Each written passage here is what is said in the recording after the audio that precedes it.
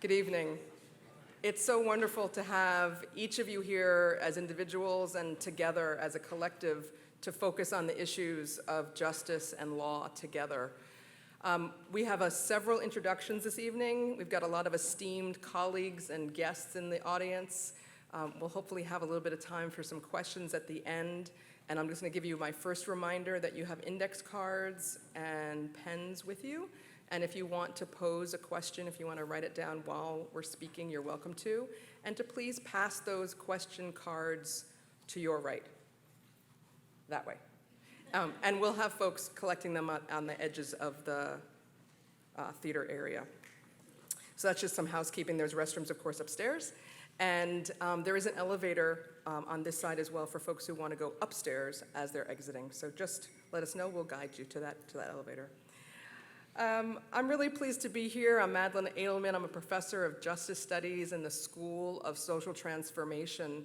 We call ourselves SST, and we're made up of a number of units, academic units, research centers, that are doing some extraordinary work through research and teaching and social change-based advocacy in our professions and our communities. And I'm really proud to be a member of our faculty. We are also really, really proud to be able to serve as the home for this John P. Frank Memorial Lecture. You are sitting here tonight for our 20th anniversary, which if you're counting,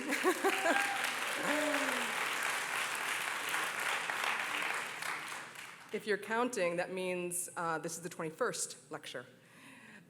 So we're really excited to be able to present our speaker this evening, really as an homage, as part of the legacy of John P. Frank and what he stood for and how he really was an extraordinary person who championed justice and law and knew sometimes that there was some gaps in between the two. The work that we do in SST is really about finding what meanings there might be in justice. What does justice mean to all different kinds of people? And as I put it during our Q&A this afternoon, we're also really focused on finding the means to pursue and obtain justice for all different kinds of people. We will have a number of people welcoming you this evening. This is just my first welcome on behalf of our faculty. And so at this time, I want to welcome my dean, Professor Elizabeth Wentz, who right now is the Dean of Social Sciences in the College of Liberal Arts and Sciences, and a professor in the School of Geographical Sciences and Urban Planning. However, very soon, she's going to be our new Vice Provost and Dean of the Graduate College. So please welcome Libby Wentz.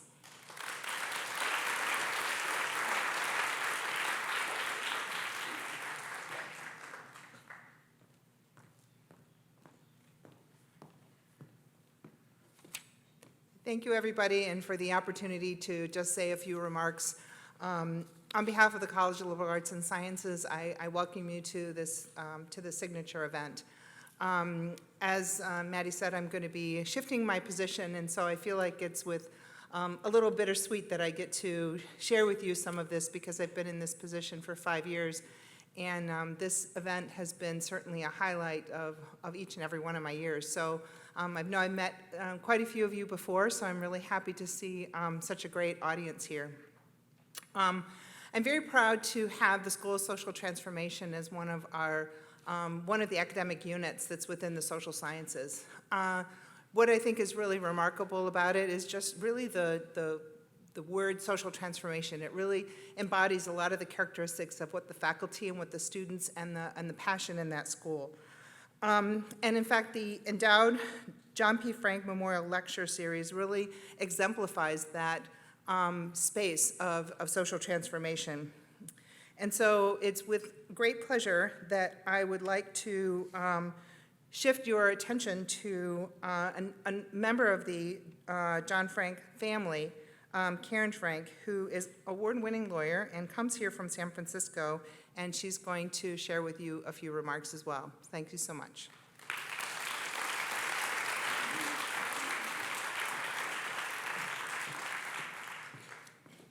Good evening, and I'm so happy to welcome you on behalf of the Frank family. Sorry that more of us couldn't be here tonight, but it's amazing that this has been 20 years, and if you have not done it and you have a chance in the program to look at the names of the speakers over that 20 years, it's sort of astonishing. And so hats off to the friends and colleagues of John Frank who made this possible, who had the idea in the first place, and work every year to find amazing speakers and make this happen. And thank you so much to the university and the School of Social Transformation. I had a chance to say a quick hello to our speaker, and I'm really looking forward to hearing her comments. What an amazing time to be a political reporter.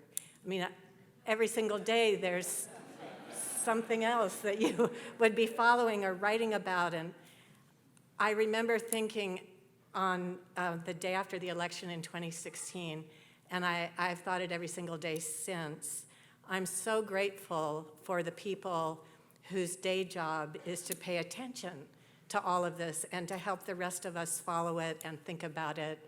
And I know my dad would just love knowing you and reading everything that you do, and we're very happy to be here tonight.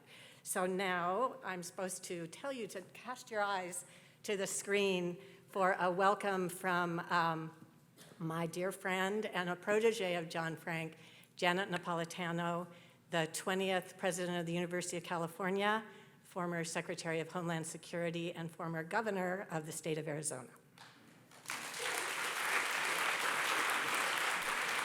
Good evening. It's an honor to welcome you to the 20th anniversary of the first John P. Frank Memorial Lecture. The inaugural lecture 2 decades ago established this series as an important tradition in the legacy of John Frank.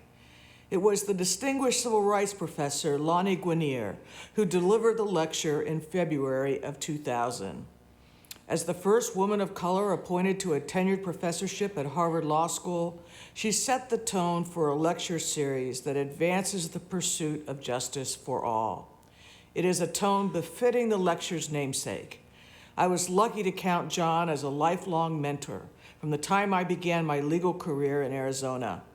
His history of mentoring and representing so many people, especially those who are marginalized in the law and in politics, is a lasting legacy that lives on through his family and professional accomplishments. Tonight's guest speaker is Emily Bazelon, a staff writer at the New York Times Magazine and a senior research fellow at Yale Law School. Her most recent book, Charged, outlines the role prosecutors play in mass incarceration in the United States, and it provides an opportunity for the nation to discuss the limits and possibilities of the relationship between law and justice. Published in a variety of venues and platforms, Emily's work demonstrates the power of storytelling in educating and informing students and citizens alike. Enjoy this evening, and thank you for continuing the legacy of John Frank.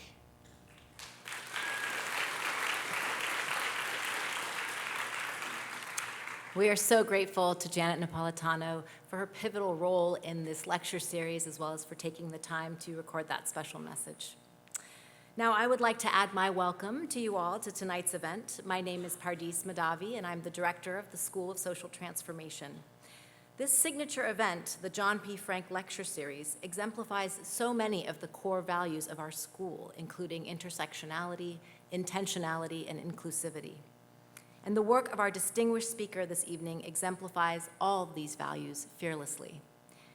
Now, before introducing our speaker, I would like to take a moment to thank a few people for their hard work in making tonight possible. First, without the decades-long tireless work of Professor Madeline Edelman, this series would not be possible. Thank you, Maddie.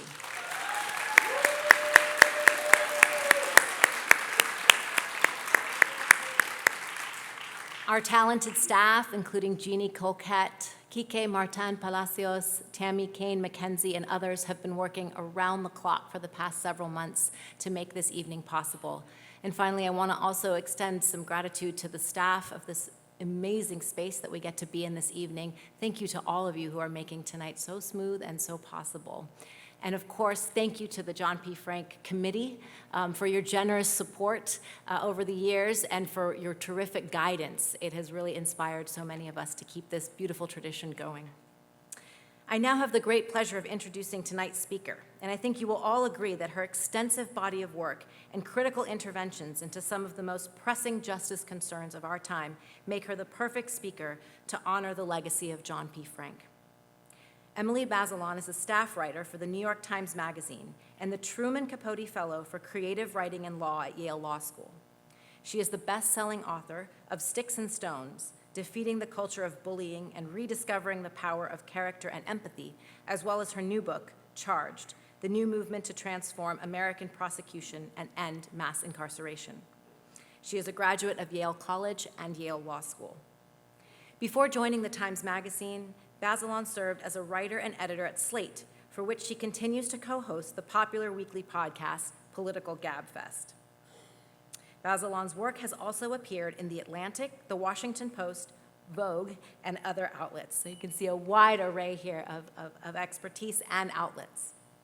She appears in sold-out events across the country, engaging in conversations with scholars such as prior John P. Frank speaker and a friend of mine, Jeffrey Stone, elected officials such as her former law school classmate, Stacey Abrams, and numerous other community leaders.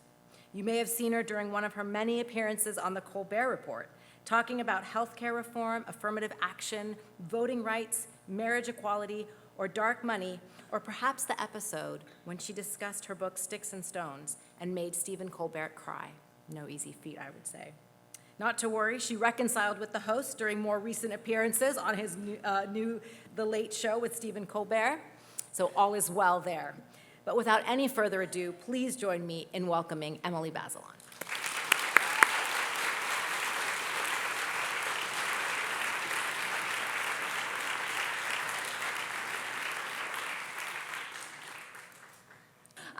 Thank you so much for inviting me here. Thank you, Pardis and Madeline and the Frank family, and thank you all so much for coming. I'm sure that you lead busy lives, and for me, your time is a real gift, so I really appreciate it.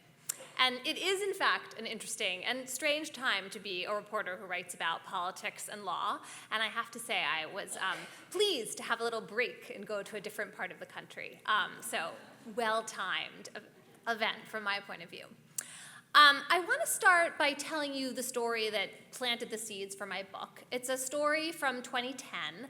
I was on the phone interviewing a man named Steve Cooley. He was, at the time, the elected district attorney in Los Angeles, a conservative Republican, and he was very much supporting sentencing reform in California at the time, in particular a ballot initiative that was going to pull back some of the harshest aspects of California's 3 strikes law.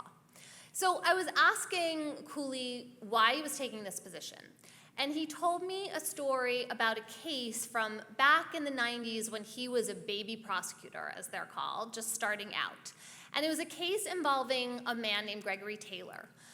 Gregory Taylor was homeless, and he was hungry. It was like 5 in the morning, and he knew there was a food pantry in a church near where he was staying.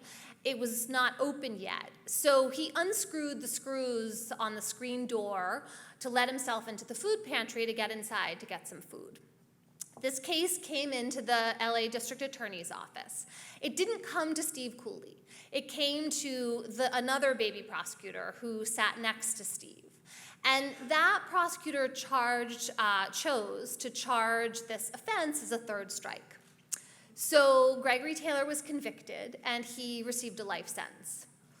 And Steve Cooley told me this story, and it clearly had stuck with him all these years later because he felt that this was an injustice. And now that he was running the office, he wanted to run it differently. He wanted prosecutors to be more constrained in the kinds of offenses they could bring as 3rd strike charges. I heard this story, and I realized I had never thought before about the idea that where your case files lands, whether it lands on the desk of one prosecutor or another prosecutor, or in an office that's oriented toward reform or toward punishment, it had never occurred to me that that could make such an enormous difference playing out over the course of someone's life.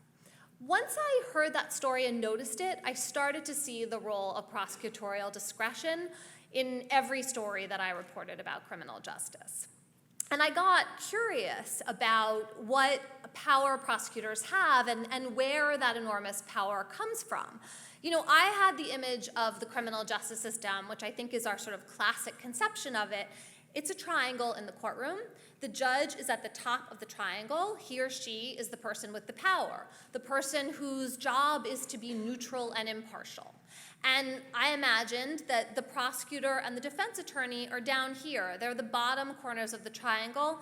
They have the same amount of power and an equal playing field, and that's how our system is designed to produce fair and just outcomes. What I discovered in my research and reporting on this topic is that prosecutors have amassed a great deal of power in the last 4 or so decades in America, and this has really very much changed, and I will try to argue to you, distorted our conceptions, our production of justice in this country, and it's a huge driver and contributor to mass incarceration. Not the only factor, but one that I think we've been appreciating and need to reckon with more. So this graph that you see behind you shows what I mean by mass incarceration. If you look back at the late 1970s in the United States, we had a fifth of the number of people that we have in prison today, and we had a rate of incarceration that looked the same as as countries in Europe, the same as Scandinavia. They have stuck with that low rate of incarceration, and what you can see here is that our prison and jail population has just risen enormously. It has started to come down, so that hockey stick shape is changing a little bit, but if we continue to decline only at the current pace, it's going to take us 75 years to get back to the 50% mark from where we were before. That data is from the Sentencing Project. To me, this graph produces a sense of urgency. It seems like we've created a machine of punishment that is pumping at a tremendous velocity.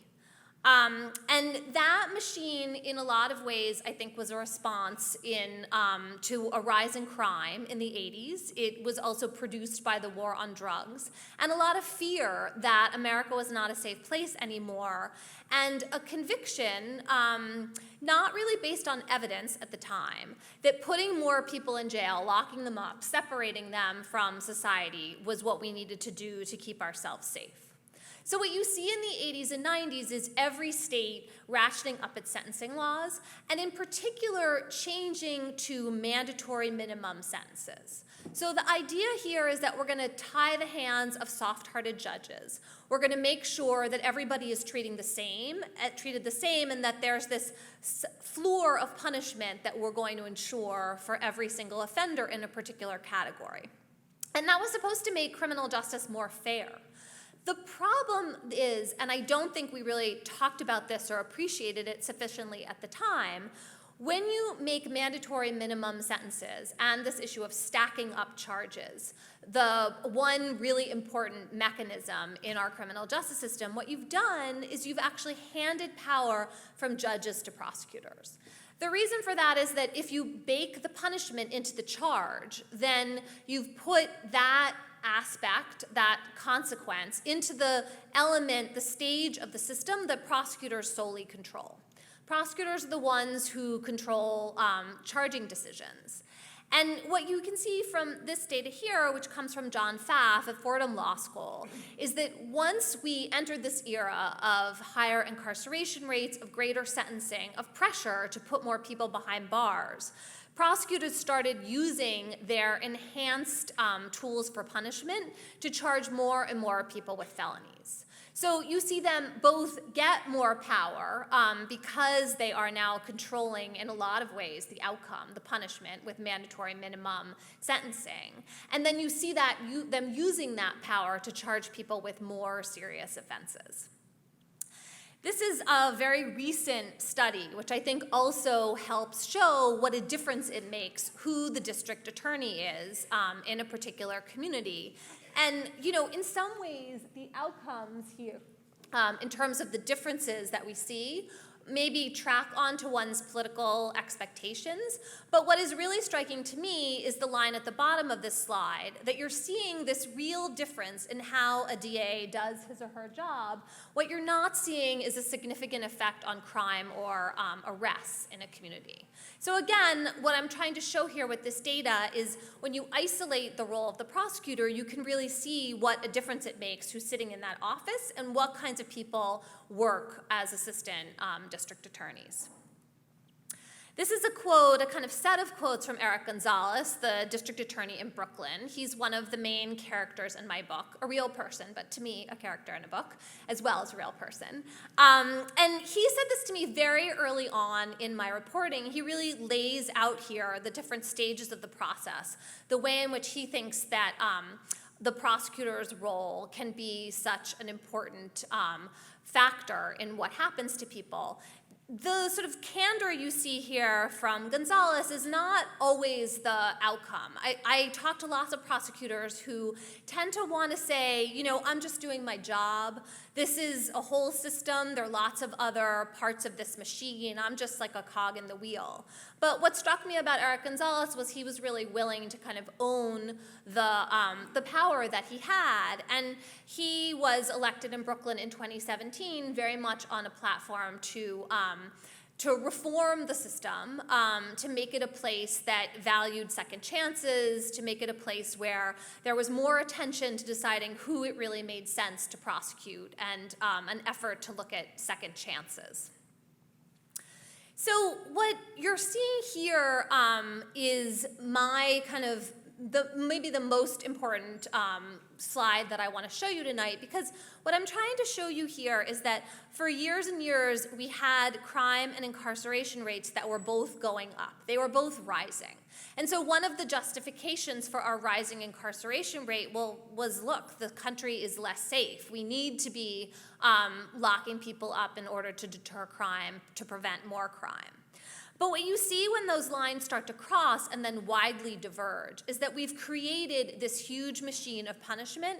It is continuing to pump at the same intense velocity, and yet crime is really dropping.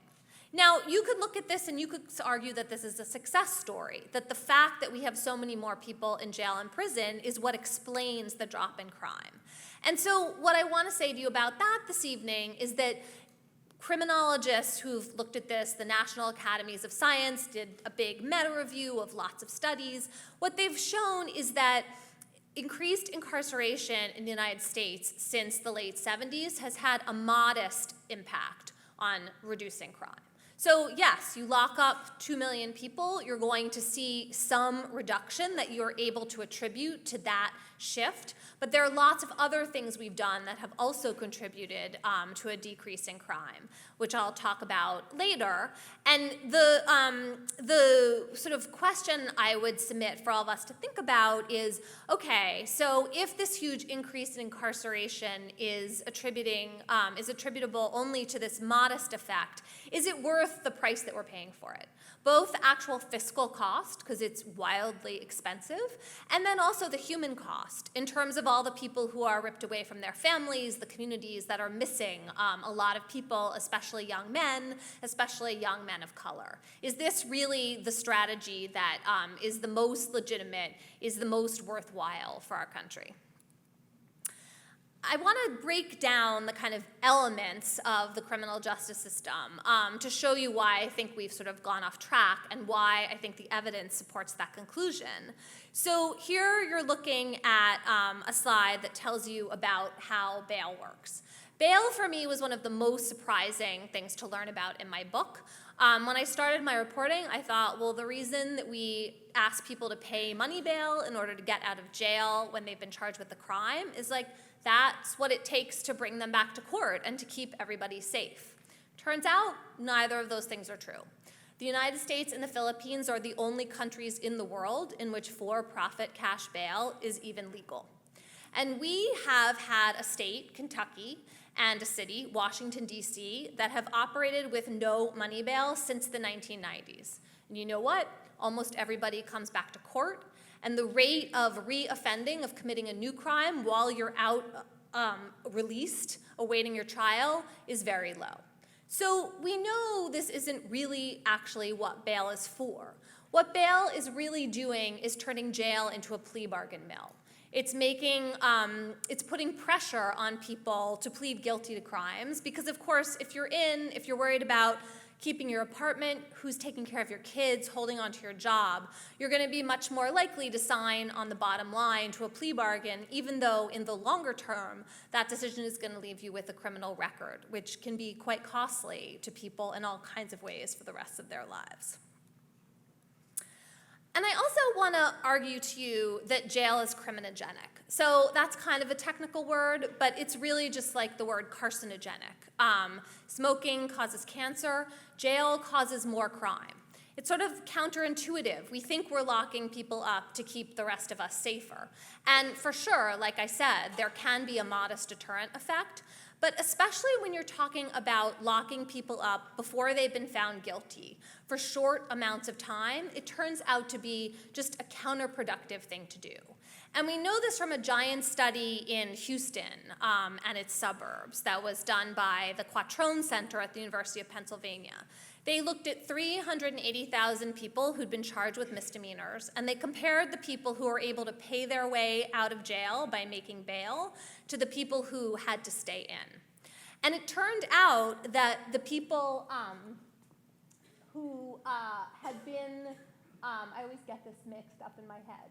It turned out that if more people had been released, if the people who were held because they couldn't pay bail had actually just been let go, there would have been 5,000 fewer crimes projected to be committed in Houston. And so what we're seeing here, I think, is the corrosive effect that being in jail has on people's lives. It makes people more desperate. It gives them fewer choices. It leads to a situation in which we're actually undoing the deterrent effect of jail and prison by leaving people with fewer resources that tends to make them more prone to commit crime than if they had just gotten out to begin with. I mentioned plea bargaining earlier, and I think another underappreciated facet of prosecutorial power is the tremendous rise of plea bargaining in this country. So if you watch a TV show or a movie about the criminal justice system, even if you read my book, you're probably going to read about a trial. Trials are dramatic. They're fascinating. They make for great material, both in news stories and in fiction. But they are very much of the vanishing breed in America. In a lot of states, around 98% of convictions are obtained through plea bargains. Trials, the right to a jury trial, are in the Constitution. There is not a single word about plea bargaining, but it has really taken over our system. I mentioned to you earlier that prosecutors have sole authority over what charges to bring. Prosecutors are also the people who mainly decide what kind of plea bargain is going to settle a case. They're the ones who get to make the plea offer. They negotiate behind closed doors, not in open court, with the defense. The judge has to sign off on a plea bargain, but a judge's role tends to be much more limited than at a trial where they get to make lots of rules about what evidence to admit. And finally, trials are our American method for testing that the government can prove the case that it's put on. They're the way that we have a check on making sure that the police are legally arresting people. If everybody plea bargains, then a lot of questions about how evidence is gathered, how the state is actually using its policing power, we just don't really ever address them because nobody ever gets to test the state's case. So I think this is another underappreciated aspect of how our system has changed and really distorted from the way in which we imagine, the way in which the framers thought they were creating it. I want to get a little law heavy here for the next few minutes, so bear with me a little bit. But I want to explain to you the role the Supreme Court has played kind of as a backdrop, setting the terms for some of the rise in incarceration we've seen. And I'm going to single out 3 cases. I had never heard of 2 of them before I started working on this project, so maybe you won't have either. The first one's called Bordenkircher versus Hayes. It's from 1978. Paul Hayes was a horse groom in Kentucky. He was trying to take care of some younger siblings. His mom was sick. He passed a bad check for around $80 to buy some food. The prosecutor, he had a criminal record. The prosecutor offered him 5 years in prison if he pled guilty. Paul Hayes said, that seems like a long time for passing a bad check for $80. I'm going to take my chances and go to trial. The prosecutor said, okay, that's right. If you do that and you're convicted, you're going to get a life sentence because I'm going to charge you as an habitual offender, and so there will be a mandatory sentence of life if you're convicted. Hayes decided to take the risk and roll the dice, and he was, in fact, convicted of this crime and received a life sentence. So his case goes up to the Supreme Court, and as you can imagine, his lawyers are not in a great position here, right? They're essentially arguing that Paul Hayes made a bad choice and he should get a second chance. And the way they're making that argument is to say, look, this notion that the prosecutors and the defense lawyers have equal bargaining power is a myth. That in fact, when you create a situation in which there is no limit on what a prosecutor can threaten if someone decides to go to trial, then you've created a world in which the defense is very much at the mercy of the prosecution. And what the lawyer said is this should be unconstitutional because Paul Hayes was trying to exercise his constitutional right to a jury trial. And we shouldn't burden that right to such a degree by having prosecutors able to threaten any harsher sentence they want. The Supreme Court was just unconvinced by this argument. And so there is no constitutional limit, really no limit at all, on what a prosecutor can threaten as long as they stay within the terms of the statute. And in some ways, you can sort of see why the Supreme Court was unmoved by Paul Hayes' plight. He'd had a trial, seemed like it was fair enough. He had rolled the dice and he lost. The problem with this power equation is that there are situations in which it is perfectly rational to know that you are innocent and to plead guilty to a crime anyway, because it's just too big a risk to take. What if the jury doesn't believe you? And then there are lots of other cases in which prosecutors think, well, a fair outcome for this case, yeah, this person should do 2 or 3 years in prison. But then if the person refuses to plead guilty, the penalty goes up, and the prosecutor feels duty-bound to carry out his threat, and people end up going to prison for much longer periods of time than the prosecutor originally thought was the just outcome. The second case I wanted to talk to you about, Imbler versus Pakman, is a case about prosecutorial accountability, or really the lack thereof. So in our government officials have various levels of immunity from being personally sued. The police have what's called qualified immunity. That's pretty much the norm for people who work for the government. Prosecutors, however, thanks to the Supreme Court in 1975, have what's called absolute immunity. They just basically cannot be personally sued for anything they do on the job. And when the Supreme Court put this rule into place, as you can see from this quote here, they said, you know what, don't worry. Because prosecutors who gravely violate the constitutional rights of defendants, someone else will come along and prosecute them. In fact, since this decision, as far as I can tell, there are 2 prosecutors who've gone to jail for a couple of days each for deliberately hiding evidence that would have exonerated the person they were prosecuting. This idea that prosecutors were going to prosecute other prosecutors, it's not actually a thing. And the second body who the Supreme Court relied on to discipline prosecutors was the bar. The idea was that the legal profession would make sure to deal with rogue prosecutors by taking away their bar cards, by suspending them. Again, this is just not a mechanism that works the way the Supreme Court predicted. In my book, there is a chapter about an ethics trial, a prosecutor who is being accused of hiding evidence or not disclosing evidence at a trial. The conviction of the person he prosecuted was overturned by the Supreme Court because the court found that he didn't turn over this evidence that would have helped Nora Jackson, the woman in my book, prove her innocence. And so this seems like it should be a pretty straightforward finding by the Tennessee bar that this prosecutor did something wrong. So I won't spell out everything that happens to you, that happens for you, but sitting there at this ethics trial, what really struck me was the deference that the judges in the case were showing to this prosecutor. These judges, they were judges for the day, but they were really local lawyers. They knew the prosecutor. They were all part of the same legal community. And it just didn't feel to me like a dynamic that was going to produce real accountability. And that problem really goes back to this Supreme Court ruling. It's been augmented by future rulings that made it really hard to even sue the district attorney's office or the city if you've had your constitutional rights violated, if you've been wrongfully convicted and spent many years in prison.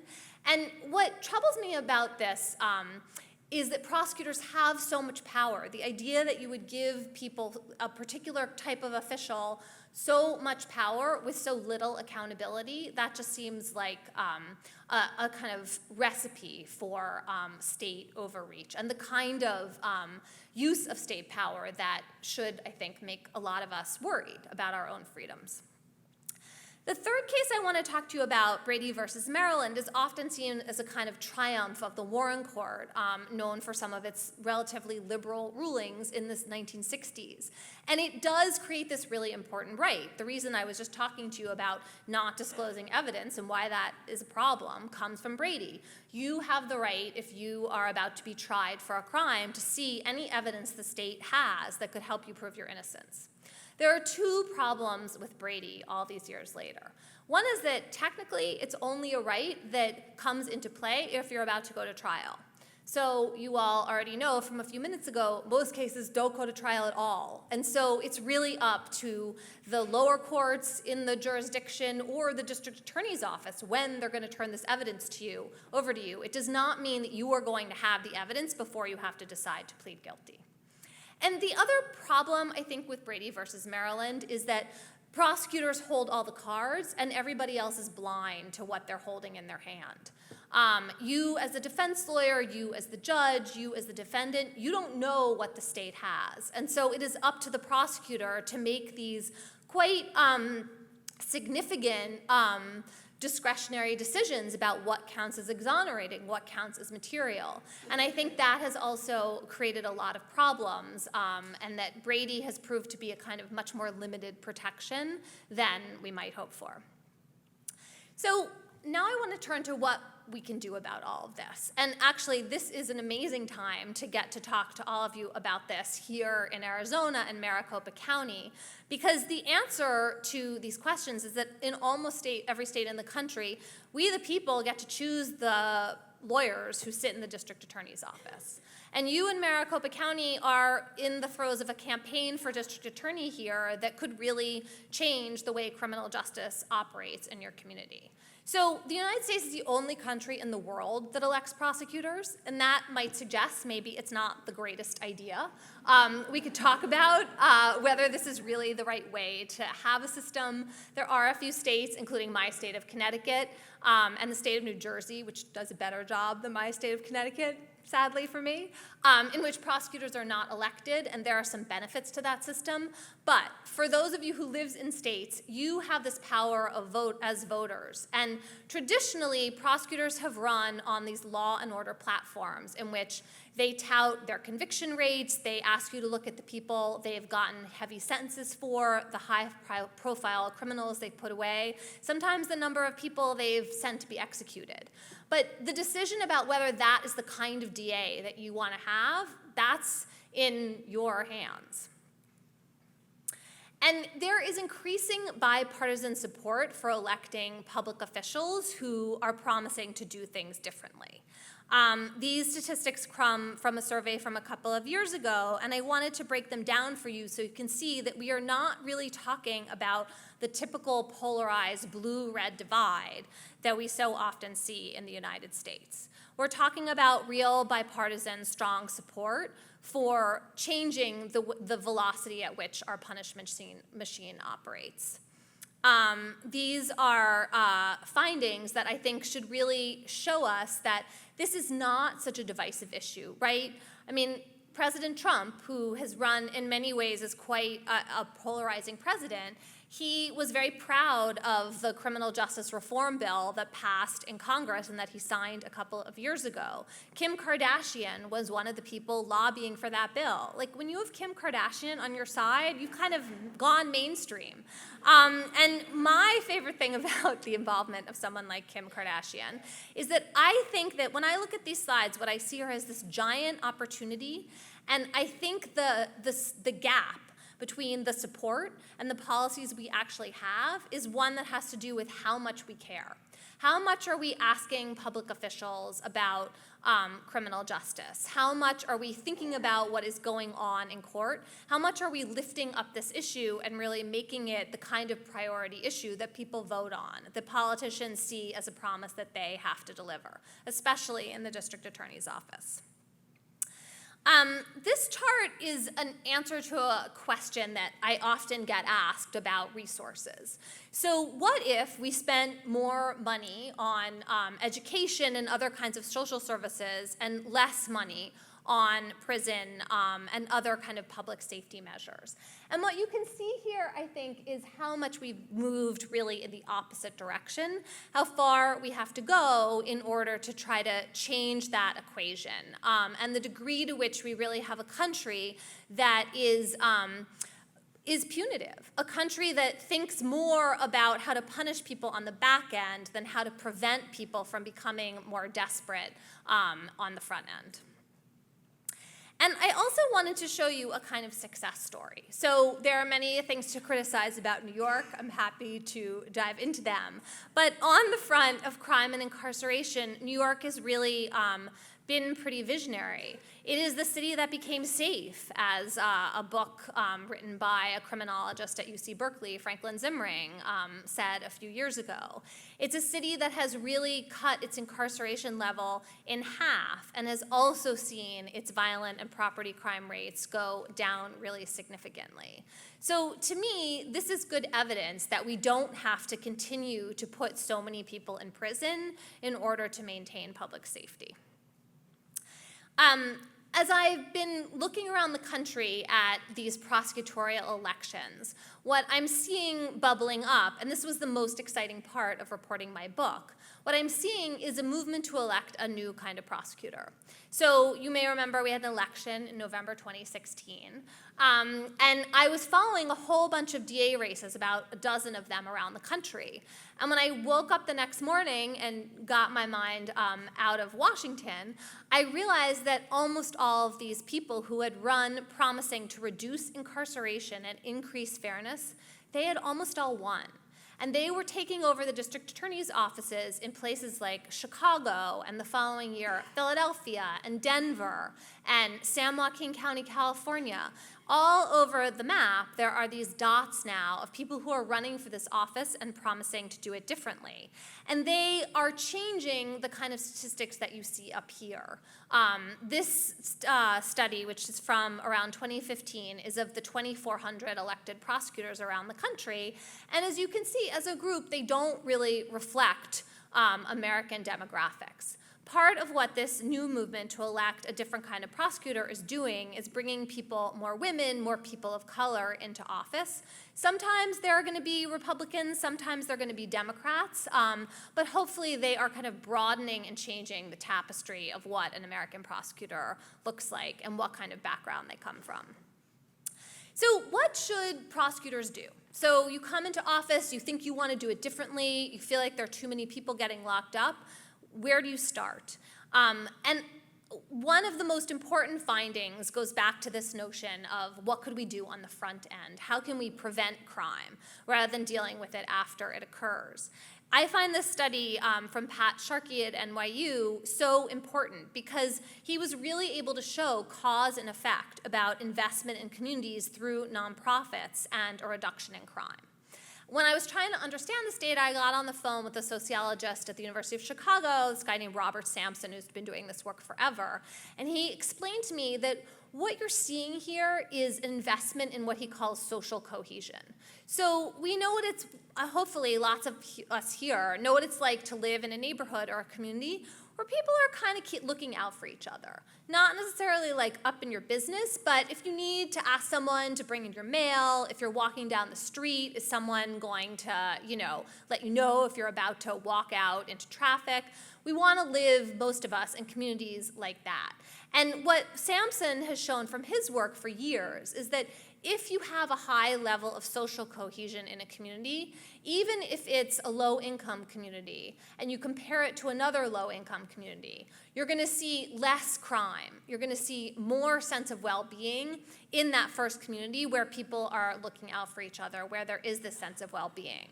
And this finding, to me, suggests that if we could shift some of the vast resources that we spend on prison and public safety into this kind of softer but important, significant form of intervention, we could both improve the well-beings of our communities and also contribute to making sure that they stay safe. I also want to think about what we decide is criminal behavior and who pays a criminal penalty. So this is a slide from New York. It's very New York-centric. It's fronting the subway. But what I think that you're seeing here is that it's only the form of transportation that is used by lots of poor people, where if you break the rules, you end up with a criminal record, right? People who own cars, who blow through the easy pass lane, not a good thing to do, but you're not going to jail. You don't pay your parking tickets, same answer. So does it really make sense when people jump turnstiles or don't pay bus fare to be dealing with that problem as a criminal infraction? Is that really a necessary choice? And I also want us to think about this question in a more difficult context of violent crime. So we talk a lot about drug crime in this country, and it is certainly true that I think in a lot of places people are coming to the realization that it doesn't make a lot of sense to send people to prison for years for smoking marijuana or opioid addiction. But violent crime is a more kind of third rail, touchy subject still. And there are a lot of people, about 52% of the people in this country are locked up for crimes that we would consider to be violent. Either they really are violent or they're treated as violent crime. So for example, if you break and enter into someone's house, you don't encounter anyone there, that usually counts in the criminal code, or it can count as a violent crime. The idea is like you could have run into someone and hurt them, and so that moves it into the violence category. So I put this slide up here. It's a slide about gun possession, which is a crime in some states, not at all a crime in other states. I bet you in Arizona people are not going to jail for a long time for possessing a gun without a license. But what struck me about these gun possession statistics is that white people are more likely to own guns. The people who get arrested and convicted and go to jail for having guns, they tend much more frequently to be people of color. And we see this in drug prosecutions too. Same rate of drug use across races, the black people are much more likely to be the people who are criminally penalized for it.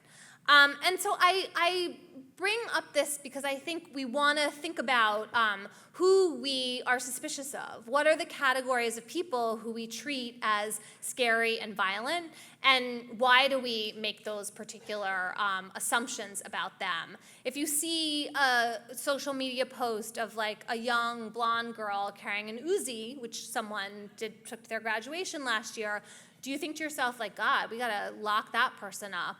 Or do you think like, oh, that's kind of edgy and cool? If you had a young black man posing with that same gun, would you see that differently? So for me, this is the kind of next frontier of criminal justice reform. It is easier, especially if you're starting out, to talk about things like declining to prosecute people for marijuana possession. And I'm all for starting with the easier stuff if you're warming up. But in places that have gotten a little bolder and are willing to think beyond the kind of low-hanging fruit of how to use prosecutorial discretion more wisely, this question about how we prosecute crimes we call violent, crimes of violence, whether we really need to be locking people up for long periods of time, whether we should be thinking more about second chances, that's a kind of next set of questions, I think, for the country. So what I'm going to do, if it works, you should all root for me for a second, because I'm going to try to do something slightly tricky. Oop, this is looking pretty promising. So what I'm going to try to do is end for you on a short audio clip. When I finished writing my book, I made a kind of companion podcast for my book. It's 6 episodes. And they all take place in this gun court in Brooklyn where people are being charged for gun possession. And I mentioned to you earlier in the talk that the DA in Brooklyn, Eric Gonzalez, he's trying to do things differently. He's a reformer. And so he's the only DA in Brooklyn that offers a second chances program for young people who get caught with guns. In New York, there's a mandatory 3.5-year prison sentence for getting caught with a loaded weapon. Doesn't matter if you're not a felon, you can just be straight up, first-time offense, you don't have to threaten anyone, you're just not supposed to have a gun, you're supposed to go to prison. But Eric Gonzalez is trying to do things a little differently. And in my podcast, you'll hear talking a couple of young men, Terrari, who was charged with gun possession, and a slightly older man, Kadeem, who's trying to offer him some advice. And there are a bunch of things going on in this clip. I like to end with it because I want you to hear the voices of some of the people who I think, whose lives matter a great deal, who I spent a lot of time with for my book. They're looking at the criminal justice system from the point of view of people who've been impacted by it. And as you can see, their message is not one that is the least bit celebratory of guns or gun culture. They're really kind of wrestling with these questions. And I think it's a conversation that shows you how complicated this is, but also, at least for me, one of the lessons is that second chances are something that we can just make much more room for than I think our current system allows. Okay, let's see if this can... Over the 2 years I reported in gun court, I met a lot of teenagers who talked like Terrari.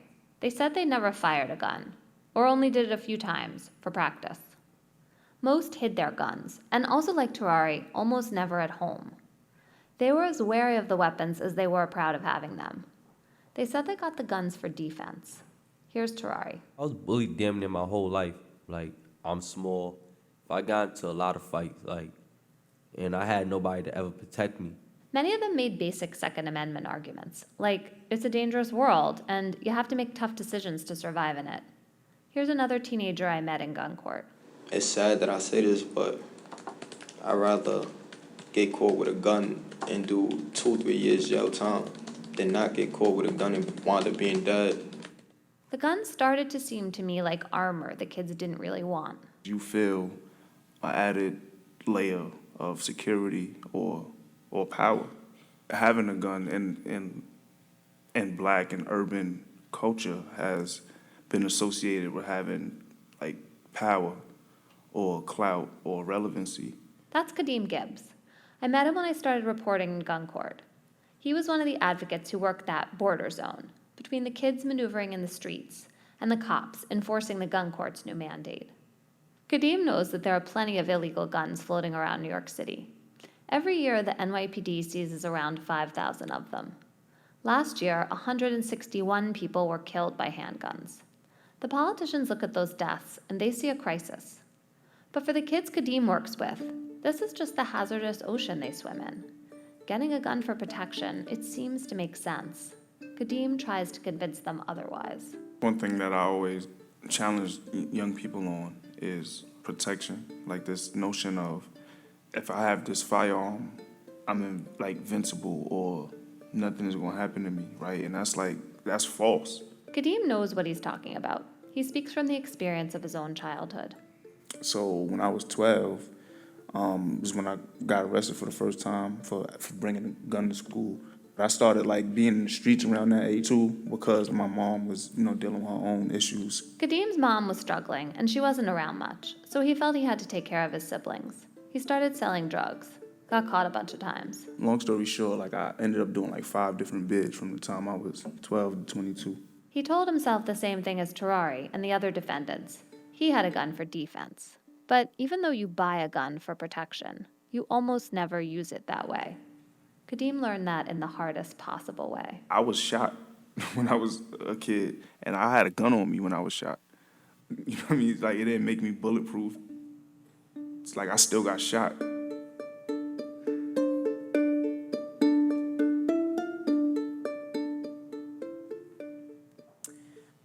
So one of the reasons I like ending my talk on Terrari and Kadim is I can give you an update about each of them. So Terrari was able, instead of going to prison on his gun charge, to do an alternative diversion program in Brooklyn, where he worked with a social worker for a year, came in, talked to this incredibly helpful social worker, a Russian immigrant who is very devoted to his clients.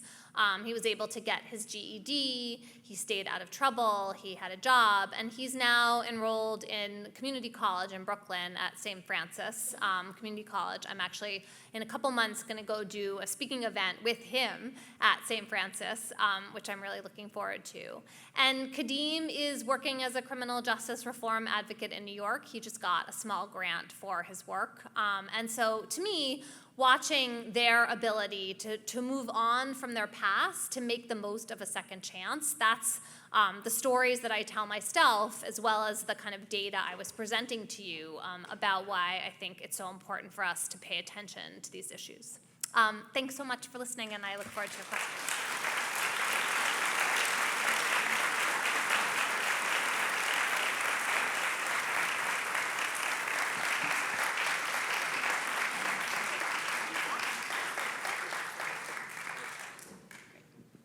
Thank you so much, Emily, for a terrific talk. I could have listened to you go on.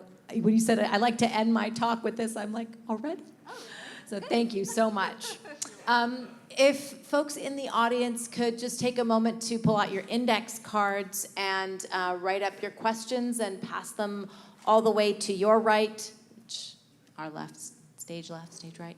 There are some folks lined up who will be able to collect your cards and pass them down so that we can get your questions answered. I'm going to take moderator's prerogative here and actually ask a question that one of our SST students asked me to ask you.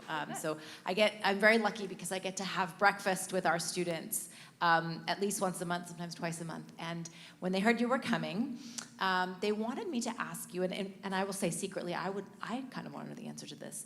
So many of us in the audience have seen or heard about the film Just Mercy, which just came out.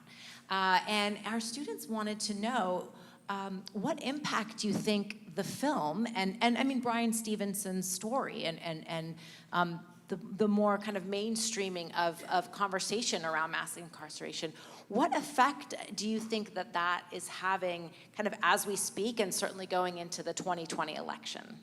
Yeah, so Brian Stevenson is this kind of amazing lawyer, maybe the closest thing our country has to a saint at the moment, in Alabama, and he wrote a fabulous book, which I'm sure some of you have read and know about, called Just Mercy, which is now on the big screen, starring Michael B. Jordan. I particularly like that part of it because I have been following his career since he was Willis on The Wire. So, you know, look, I mean, the movie, I still haven't seen the movie. It's supposed to be excellent. And I think what you're seeing here is an enormous opportunity to use the biggest engines of popular culture to try to bring more attention to this issue. You know, and I just want to emphasize again, I think a lot of people are ready to imagine, are ready to reckon with the huge and unnecessary size of our criminal justice system. The term mass incarceration, sometimes I get pushback for using that term, but you know, when you tell people there are more than 2 million people in prison, the notion that that's a mass phenomenon and that that's too many people, it's not that hard to sell. What is a hard sell is getting people to really see this as like the front lines, the most important topic. And so I think what a movie like this does is it really galvanizes people. And hopefully it also inspires some young people to go into this field who want to help make change. Thank you. All right, I'm going to do my best to decipher handwriting. I'm going to put on my years of faculty glasses here. But if I misstate a word, please forgive me. So the next question is regarding the mindset and incentives for a reformist prosecutor. Do they admit to fear of one sort of second chance case gone wrong? Are they worried that voters will reelect them if one beneficiary of a bail reform reoffender potentially goes wrong? Yeah, this is such a great question. Bail reform is new and very full of fear-mongering right now in New York, so I've been thinking a lot about this. I think the prosecutors who are the smartest about this, what they say is, look, they're going to be failures. It's not always going to work. They acknowledge that at the outset. They're not promising perfect outcomes. And it has historically been true that politicians have paid a big price when someone gets out of prison and commits another crime. But that's only true because we make it so. And I think that some of these prosecutors know that they're answering to a different kind of constituency. They look at the statistics about who elected them, who put them into office. And when they see people coming out to the polls who don't often have all the political power, low-income communities of color in particular, and they really feel like those are their people, then I think that helps give them some spine when something does go wrong. The district attorney in Seattle is a guy named Dan Satterberg, and he has gone toward what he calls second look sentencing. So there are folks from Seattle who went to prison for life when Washington State had a very harsh 3 strikes law. They've been there for decades. He thinks some of them should get out. And he has advocated for 21 people being released early. One of those people got out and killed someone.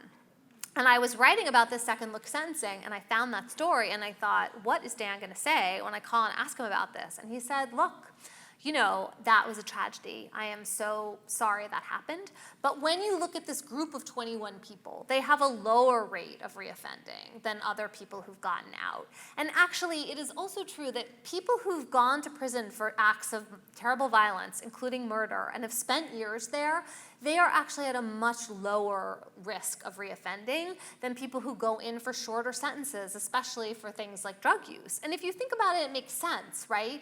You could commit a terrible crime, but not be someone who is necessarily going to be drawn to do that again. And especially if you spent a lot of time, you've aged out of the period in which we know that people mostly commit crimes, and maybe you really have been able to change your mindset and to really reckon with and seek forgiveness and feel real remorse. Thank you. So the next two are kind of related, so we're going to be sort of pairing some of the questions in our attempt to ask as many questions as possible this evening. So the next question talks about somebody has seen in their experience that as prosecutors get older, they switch from wanting to lock everyone up to wanting to rehabilitate them and integrate them back into society. So what could we attribute this change to?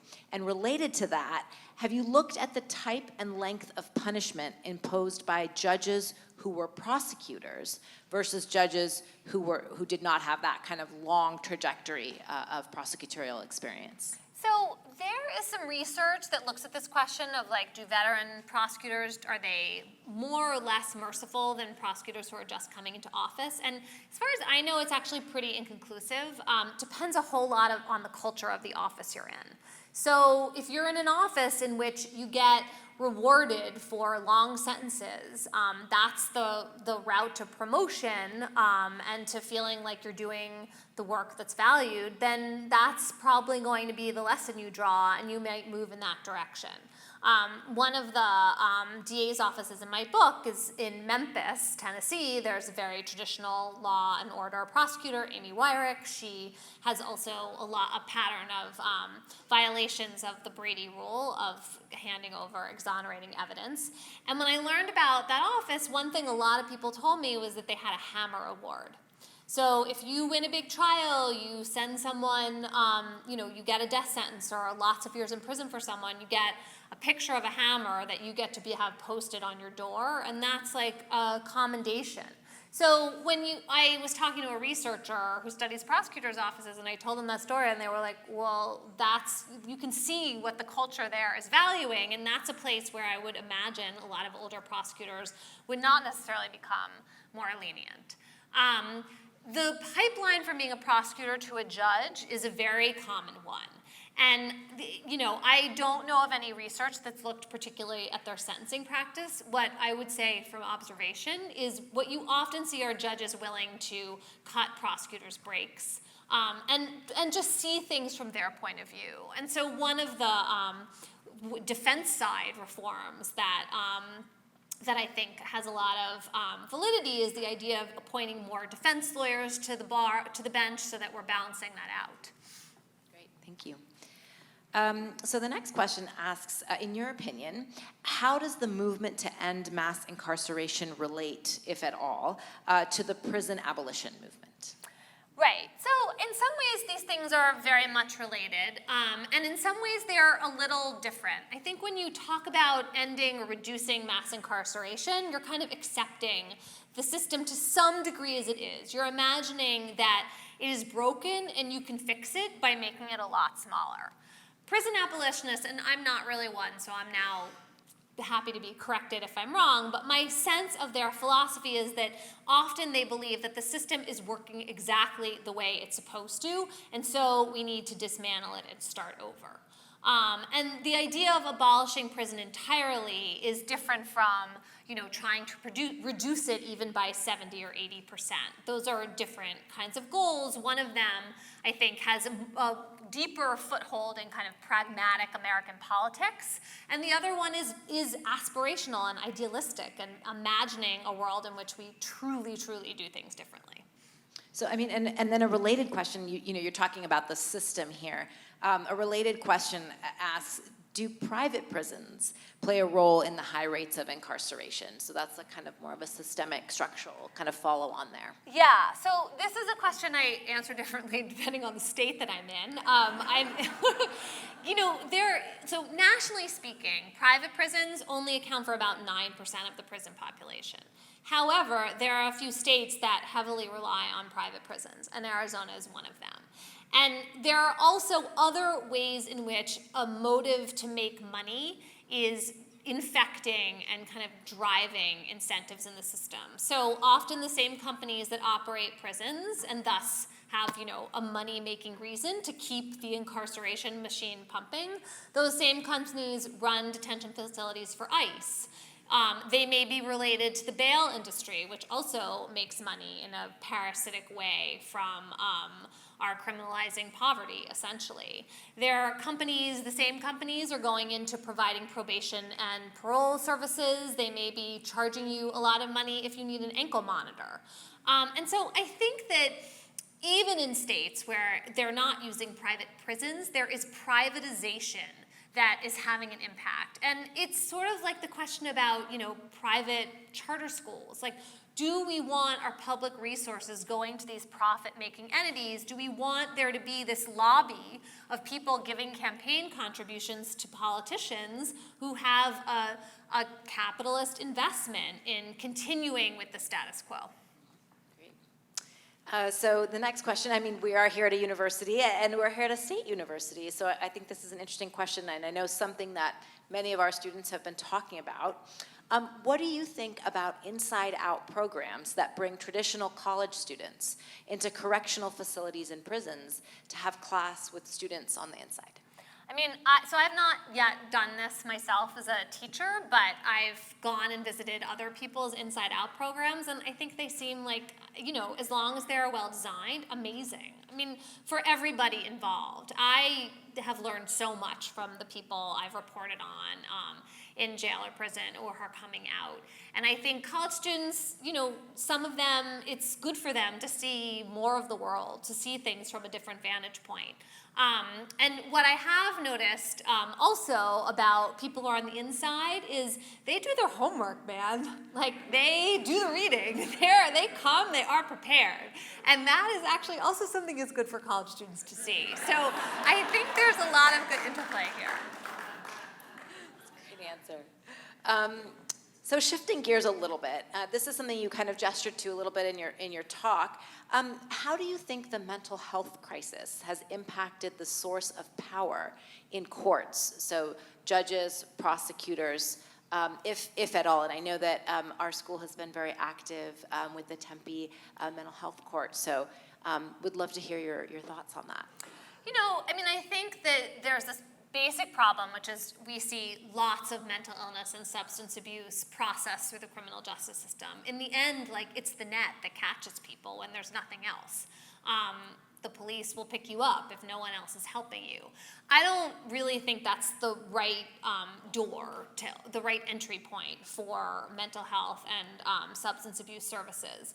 But sometimes it is going to be much better to offer people some kind of adjudication that involves treatment than to just put them in jail and pretend that these are not related matters. And, when I interview police in particular, they are very aware of how much mental illness they're dealing with. Like, that is kind of their bread and butter on the streets every day. And so, for me, the increasing recognition and acknowledgement of that, and the realization that there are people who are, it's not that they have no volition, but they're not necessarily making choices in a way that is, they don't have full agency, and a kind of a systemic recognition of that element of what's happening, is a really important step toward decriminalizing some of what we're seeing, and just making sure that people have more resources and more help than they do in lots of communities in this country. So continuing on the theme of sort of strategies, you mentioned in your talk that at the current rate of decline, it would take around 74 years to reduce incarceration by 50%. What besides prosecutorial discretion needs to be done to address this, and what role does or should retroactive immunity play? So, look, the cleanest solution to over-incarceration is to go change the laws, right? Like, I'm way invested in the prosecutorial reform movement, but it's an end run around overly harsh sentencing laws and a criminal code that has just kind of expanded a great deal, right? The cleanest answer is to go to the state legislature and get them to rethink how we're punishing people. And that is obviously, these different routes are available simultaneously.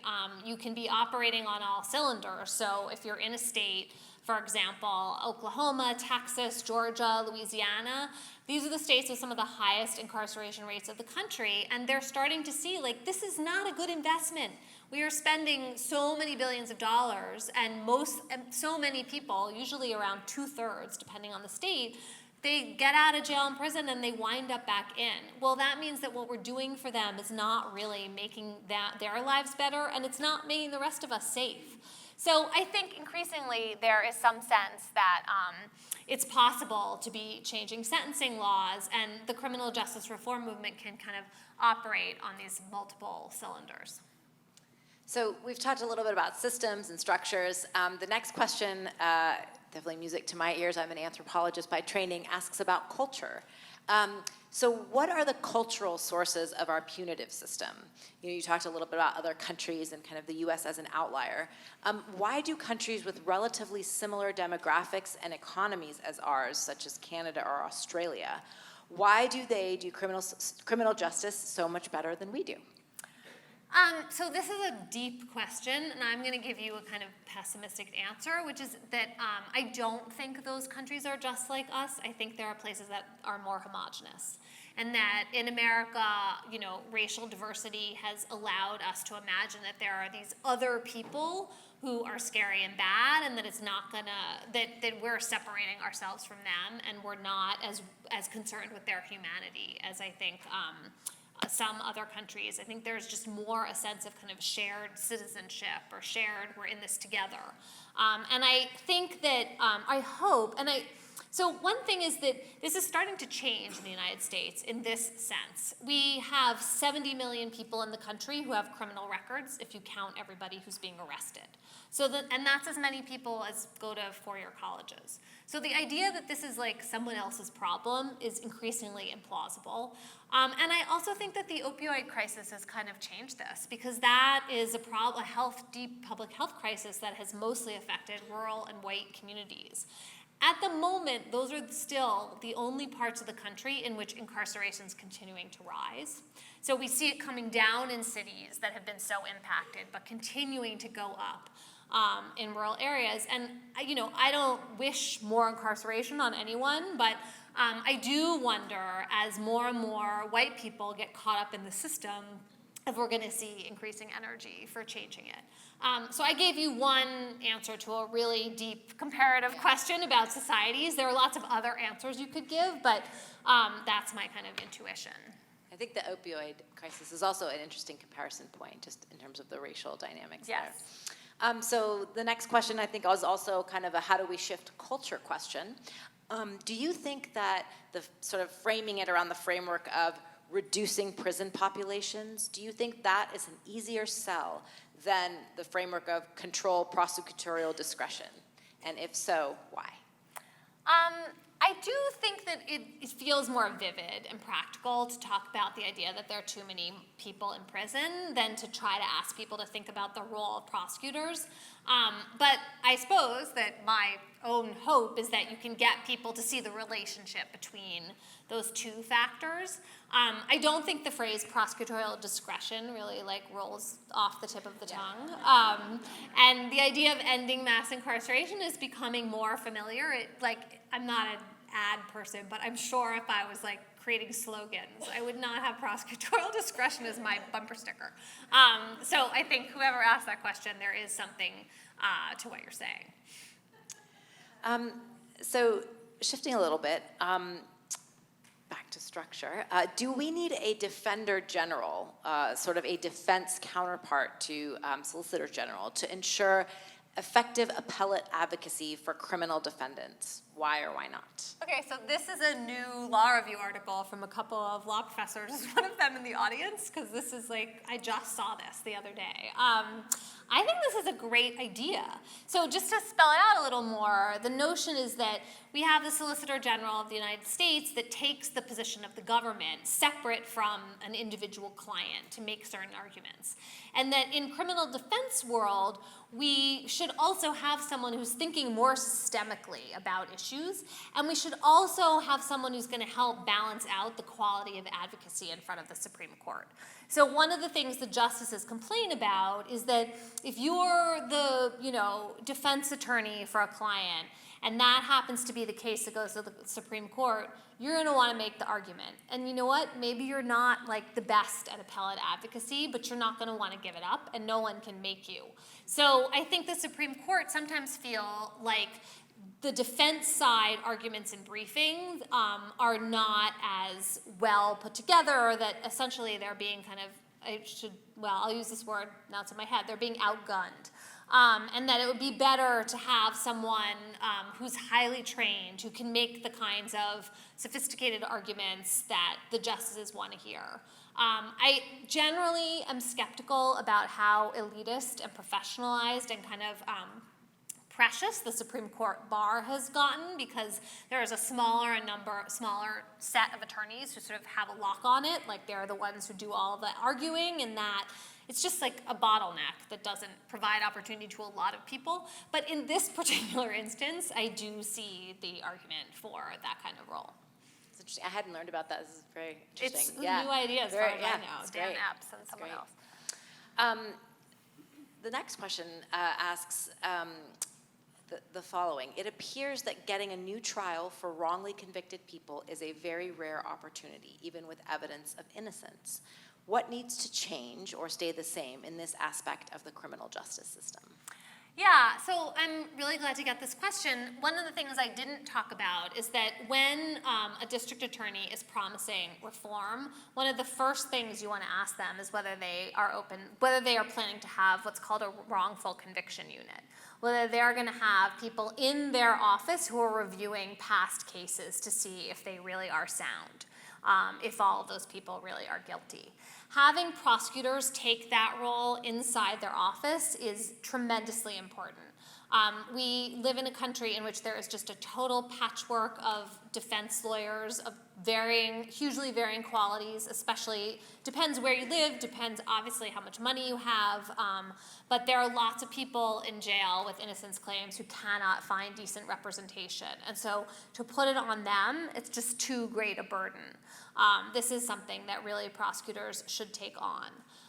And I think that is one first step to really looking at these retroactive cases, looking backwards as well as forwards, right? It's harder to look back at these old cases and undo them than it is to try to do things right from the start.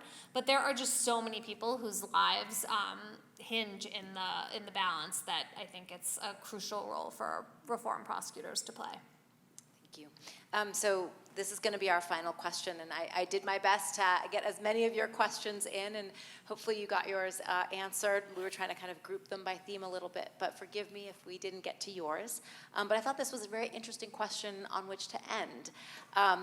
So let me ask you, what do you think would happen if everyone demanded a jury trial and refused to plead? Oh, this is such a great question. So since my book came out last April, I've talked to lots of district attorneys' offices around the country.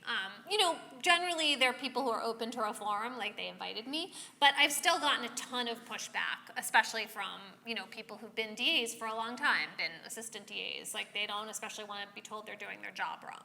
Okay, so sometimes these get to be quite contentious, not like the nice, pleasant audience you guys have been tonight. And the thing that the prosecutors push back on the most is this. They know how reliant they are on plea bargaining, and so what they'll say is like, do you imagine that we're gonna get rid of plea bargaining? And as far as I know, nobody has a good answer to this. Nobody has come up with the formula. There are things you can do to make it better. So in Philadelphia, Larry Krasner, who's gotten a lot of attention as a kind of guru of this movement, he came in and with most, not all offenses, said, I'm gonna tell my DAs, my line trial prosecutors, not trial prosecutors, they're not doing trials, my line prosecutors to charge at the bottom end of the Pennsylvania sentencing guidelines, and so that's gonna be how I keep plea bargains in line. But we are super dependent on plea bargains. I think we need many more jury trials, and I wish that someone would try exactly this just to see what exactly would happen. People tell you that even if the jury trial rate rose to 10 or 20%, it would be cataclysmic. I don't believe it. I think that there is just this ton of case processing going on in these courthouses, and that if people had to put on more jury trials, you would see prosecutors dropping a lot of charges that probably don't need to be brought. And you would see people getting their rights aired and vindicated in a public setting. So the notion that like the whole system would come crashing down if the trial rate increased, I just think we are afraid to try it.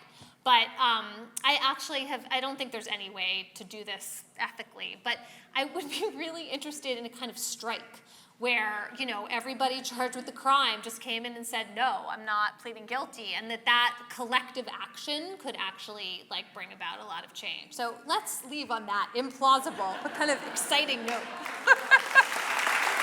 Please join me in thanking Emily.